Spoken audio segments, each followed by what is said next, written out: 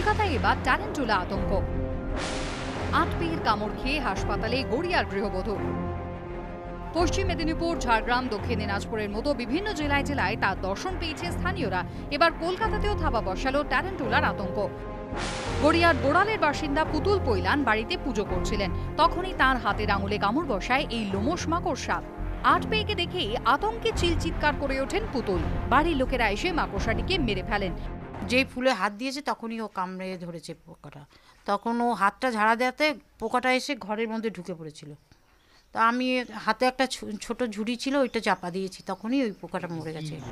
পুতুল অসুস্থ হয়ে পড়ায় তাকে নিয়ে যাওয়া হয় স্থানীয় হাসপাতালে। চিকিৎসক মাকড়সাটিকে দেখে দাবি করেন এটি ট্যারেন্টুলাই। Very very dangerous. এটা ডেফিনিট এটা ট্যারেন্টুলা, এবং আমি ট্রিটমেন্ট সেই জন্য অ্যাগ্রেসিভ ট্রিটমেন্ট করি।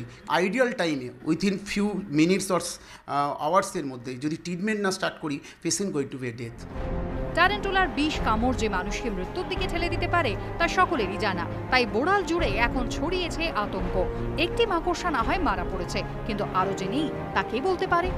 এই ধরনের মাকড়সা কিন্তু এর আগে ওনারা কখনোই দেখেননি।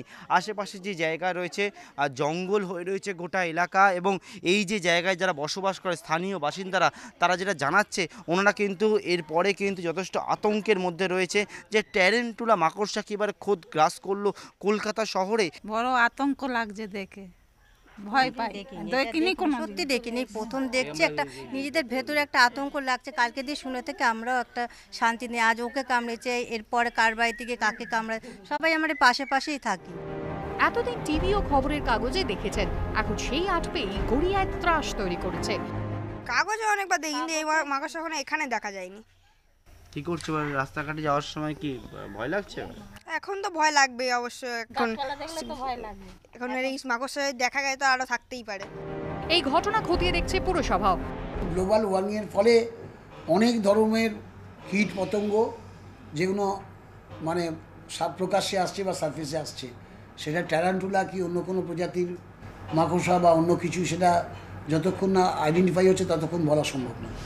মাকড়সার কামড়ে অসুস্থ পুতুলের অবস্থা এখন স্থিতিশীল, তবে তিনি এখনো হাসপাতালে চিকিৎসাধীন।